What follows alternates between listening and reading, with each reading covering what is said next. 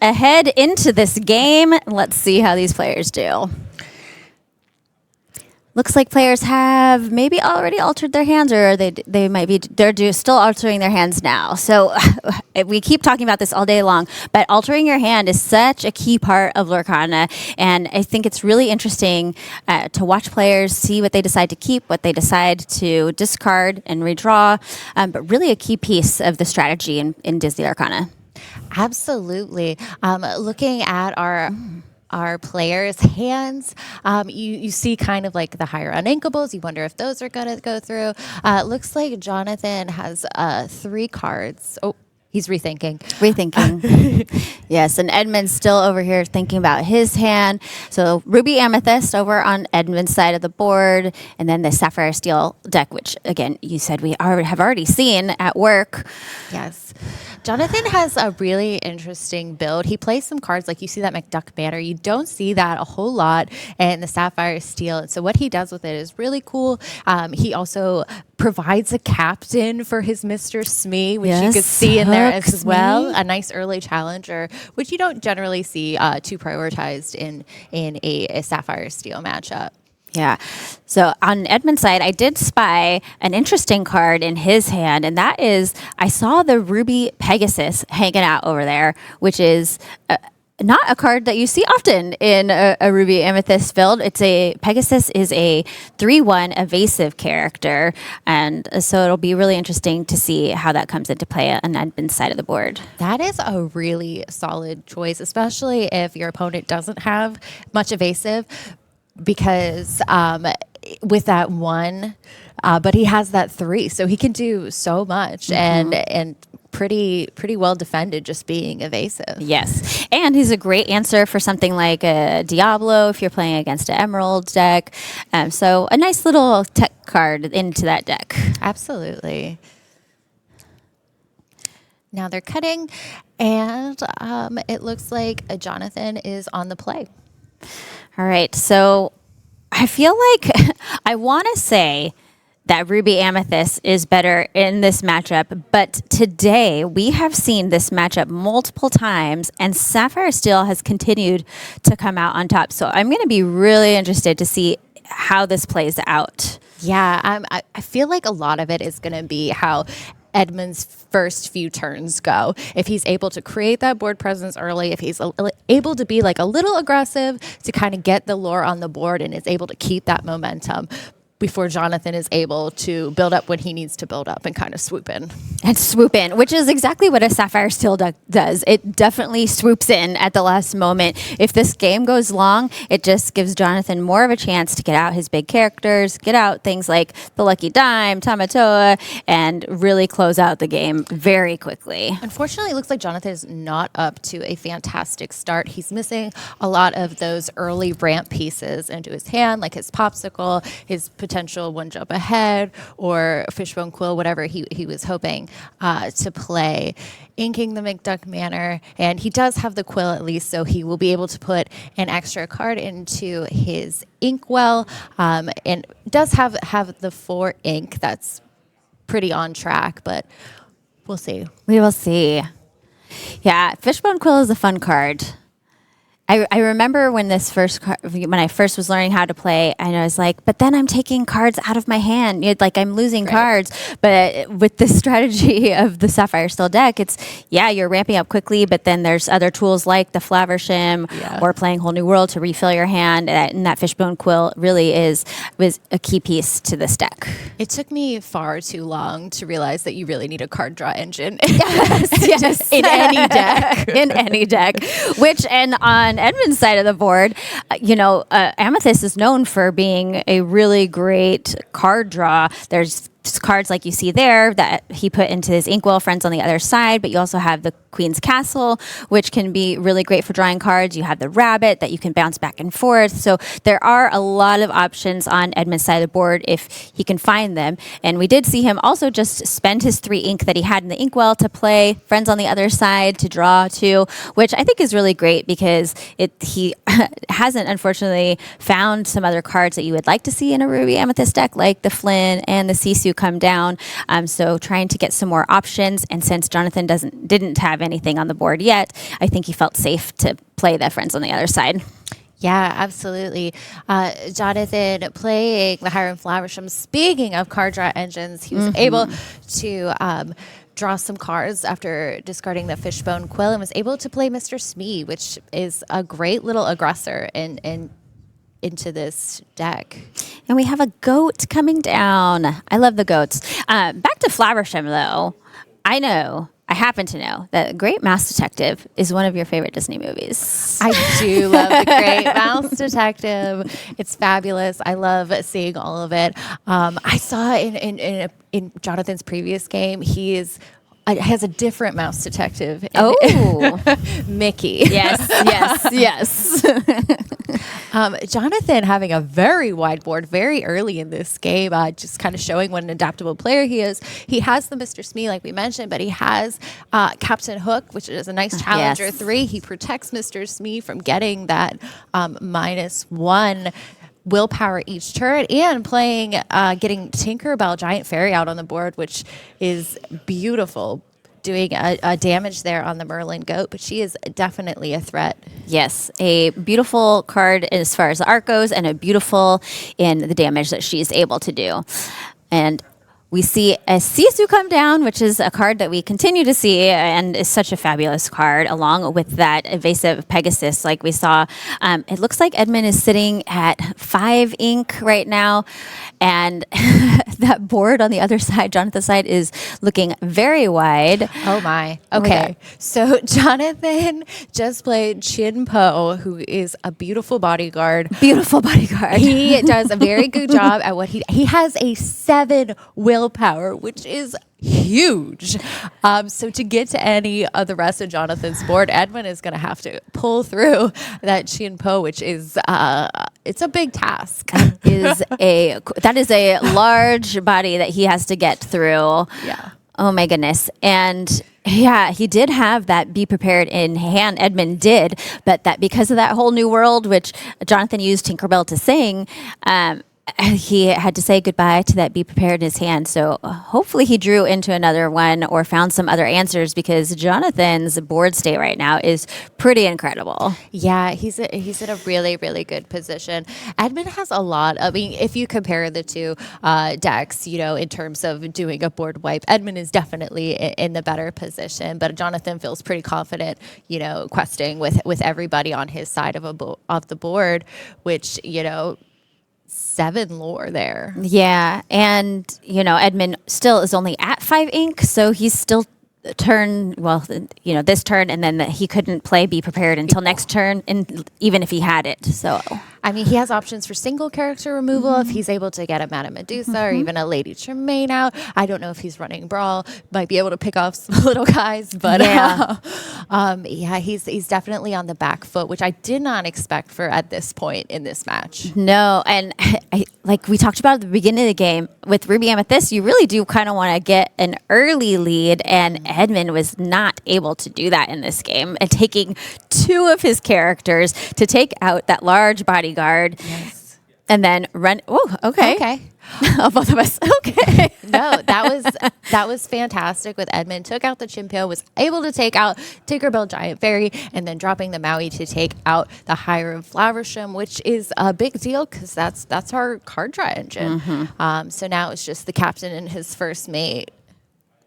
That was excellent on Edmund's side. Yeah, being able to take care of 3 characters there. He did have to lose, his characters to do it, but and another Tinkerbell. Why not?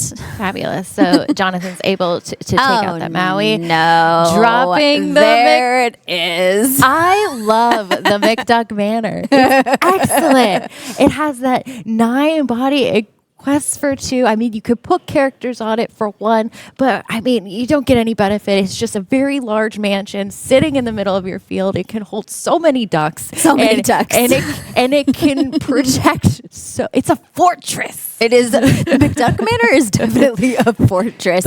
Oh my goodness. And Edmund, I mean, that 9 willpower does not really have, he's digging here. He had that rabbit, bouncing it back with Madam and Fox. He's looking for some answers. We're still early in the game, I mean, in lore totals, we're quite a few turns. We have quite a lot of ink in the inkwell, but Jonathan is at 8, Edmund is at 4. So there's still a lot of game left to play, and Edmund still has time to find some answers, but we know that these Sapphire Steel decks can swing so quickly, so he does need to find them sooner rather than later. I mean, we saw Edmund take out that very full board. He made a lot of damage. He knows what the moves are that he needs to be doing. He knows his deck. He knows his cards. I mean, that's why he's, Fort Worth champion. Yes. So if there is a way for him to pull ahead, he's going to do it. Yes. Yeah. I can't see what's in his hand. I think I saw a Queen's Castle in there. Oh, Gaston. This is a card we've seen a few times today, and I just love this Gaston. The art just makes me happy every time I see it.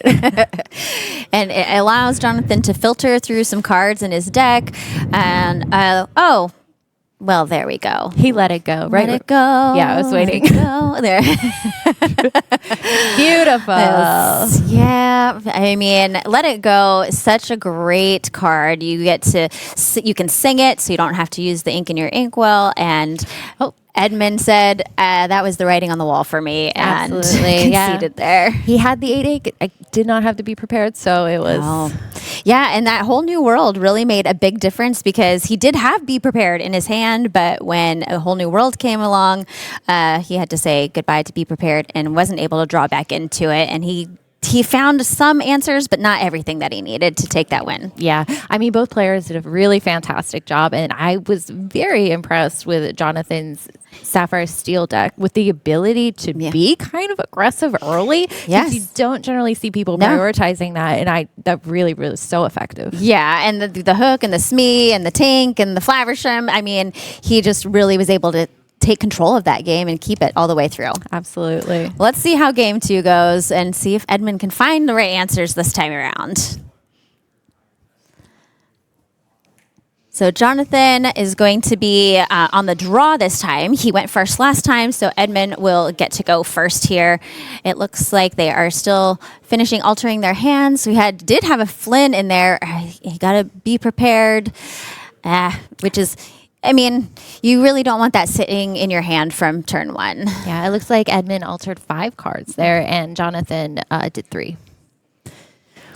Hopefully, Jonathan was able to find some of the early ramp cards, some popsicles. He didn't have any popsicles or Fortispheres last game. No, we didn't see them for that early 1 drop. And Edmund, we saw the Sisu. I don't think he ever drew a Flynn. He didn't, but I think I saw one in his hand this time around. So hopefully he can really be a little bit more aggressive going into this next game. He'll be on the play, which is good for him, and start gain that lore very early and keep Jonathan on his toes. Absolutely. First drop is the Magic Broom. So if he plays another character, that can be banished to draw a card.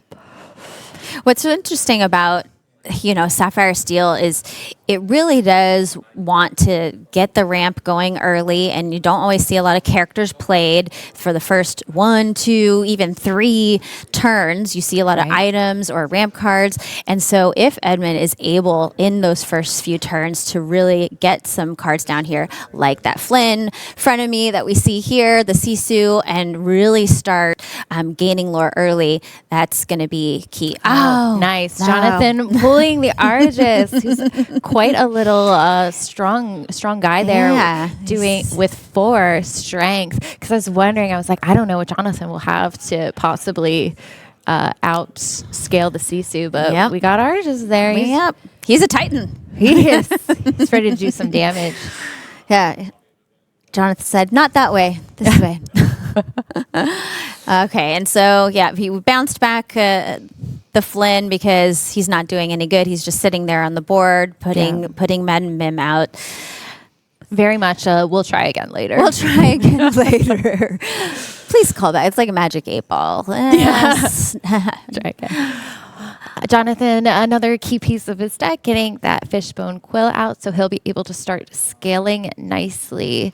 That Chenpo is in his hand. It is, and it looks like he has two Tinkerbells and a whole new world and grab your swords. So I mean, that's a nice hand right there. that's a beautiful hand. I would be very happy with that hand. Absolutely, and because he's scaling so quickly, he'll be able to bring out, Chenpo next turn. Yeah, we got Flynn going into the inkwell, and we have that rabbit, which is nice here. Hopefully he can get that rabbit bouncing a little bit, singing friends on the other side. Hopefully his friends on the other side help him out here. Absolutely. See where the real friends are. Yes. The cards. Are they what we need? Are they the answers that we need? Yeah. Jonathan inking a second Cogsworth grandfather clock. Interested to see what he plays here, because he does have the grab your swords. He also has the Chenpo, and I'm interested to see. And Argus is a 2-cost character, correct? Yes. So, yeah, this is interesting because, the grab your swords wouldn't take care of anything on Edmund's side of the board. You could play Whole New World, but you can't sing it right now. Right. So do you play Chenpo? Tinkerbell. Or do you play a Tinkerbell? Even better. Get that extra ink in the hand and drop that Tinkerbell doing 1 damage across. Yes, that's excellent. I'm so glad that they made Tinkerbell into a playmat. Oh, yes, because that was everyone's favorite art. And if you look really closely at the little boat, there's a tiny Mr. Smee. And you see the Lost Boys on the cliff, and just being able to see that art big, it's just so good. So good. It's so good. Yeah. There's our Queen's Castle. And beautiful. also paying 1 ink to move the fox over there. And the Queen's Castle is my favorite location. 7 willpower, gains 2 lore at the start of your turn, and then you get the card draw for every character on there. And it's just so good. I've seen games won with castles. And Jonathan, I don't know. I know you've seen his deck in a previous round. Steel does have some good answers for locations, but does Jonathan have the answers for it in his deck? We will see, because we have the Along Cave Zeus, and then we also have Rise of the Titans, which I can't remember if he is playing or not. Okay. But Chenpo, the big guy, comes down. Chenpo, of course, if people don't know, is one of the side characters in Mulan. And I just love all those side characters. They're so fun. I love Chenpo. He is such a gentle giant. He is. Just absolutely wonderful. Everyone should have a best friend like Chenpo. I love that. So we got whole new hands here for both players. It looks like we've got a Sisu over on Edmund's side, that big Sisu, the Floodborn, which is a fabulous card. And it looks like he was forced to discard that Be Prepared. Again. So another really good timing by Jonathan on that Whole New World. Yes, a Whole New World is definitely one of the strongest cards in the game, and really disrupts your opponent, and especially when you're playing a deck like Jonathan's, where you can control when and where you play it. Yes. Fabulous. Jonathan is running Fire the Cannons, which you don't see very often anymore. Becky, tell me how you feel about Fire the Cannons. I have been against Fire the Cannons. No, I just hate being against Fire the Cannons. Sure. As somebody who likes to play aggro decks with little guys, Fire the Cannons is the detriment to little guys everywhere. Yes. Okay, we saw a Sisu come down along with the magic broom. Oh, I think I missed what happened. So I think that Captain Hook challenged into something there. Oh, he played Grab Your Swords? I missed that. So he played Grab Your Swords. Doing 2 to everything. Yep. Oh, man. Yeah. So Edmund was starting to build his board state up, and then Jonathan just said, "No, I don't think so." Sorry I distracted you with my the Fire the Cannons tirade. I can't help it. That's just who I am.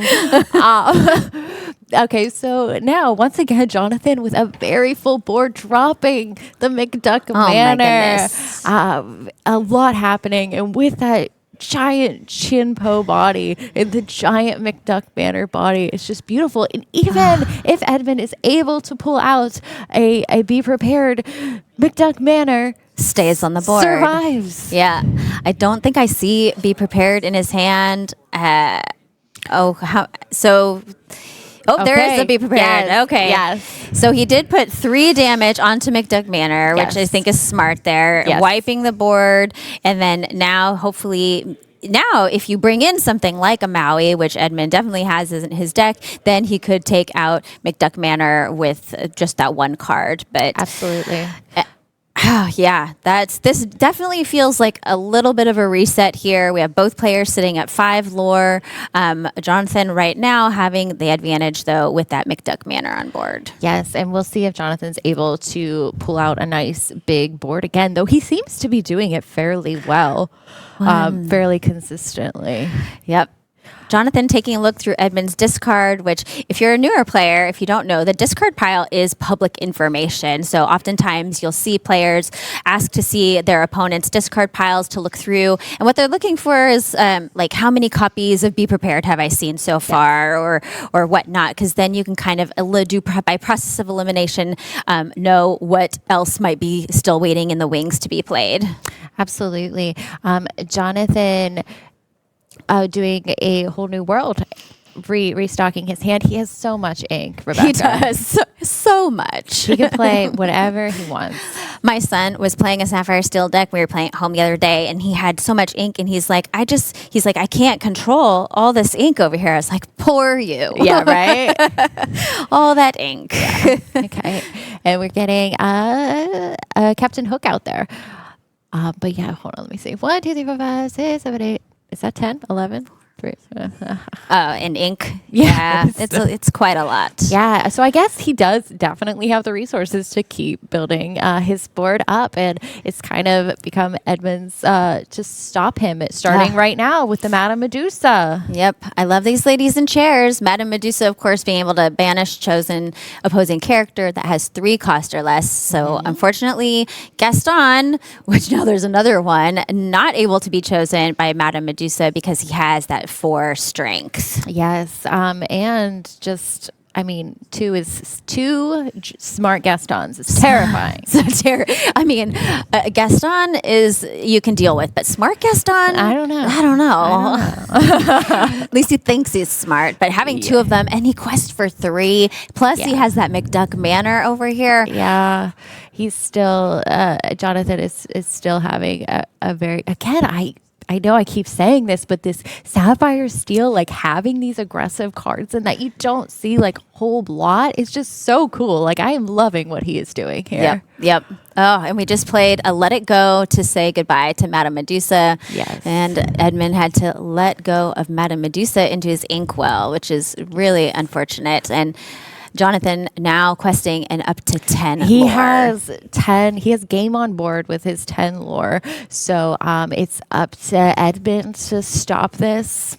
And I'm pretty sure, I know that Edmund for sure had 2 Be Prepareds, and there's the Maui coming down to take care of McDuck. So, Right. which then Edmund survives to live at least one more turn. But I know there were 2 Be Prepareds in his discard, and there may have even been 3. And a lot of players will only run 3 Be Prepared. So Yes. it's possible that he might not have any more. And yeah. Edmund says, there's nothing else I can do. That was epic. That was epic. This